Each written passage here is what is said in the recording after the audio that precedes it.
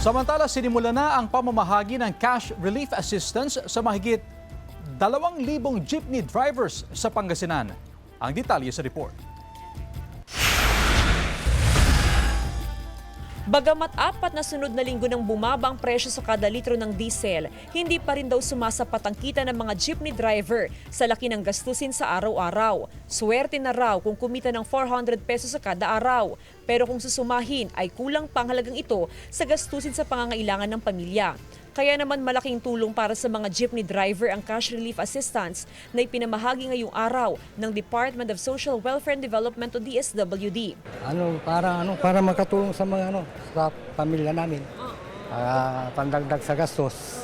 Mahigit 4,000 jeepney driver sa Region 1 ang makatatanggap ng tig 5,000 pesos na cash assistance. Mahigit 2,000 sa mga driver ay mula sa Pangasinan.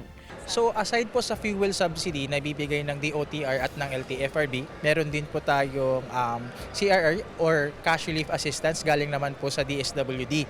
Reklamo ng ilang jeepney driver, hindi raw lahat ay nabigyan ng ayuda. Gaya sa Asingan Jeepney Driver and Operator Transport Cooperative na mahigit 10 tsuper ang wala sa listahan. Hindi po yung mga driver po namin, hindi lahat.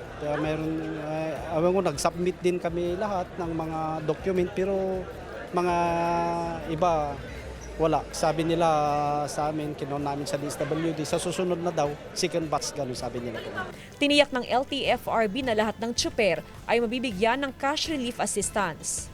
Kasama si Daryl Peralta, Jasmine Gabriel Galban, One North Central Luzon.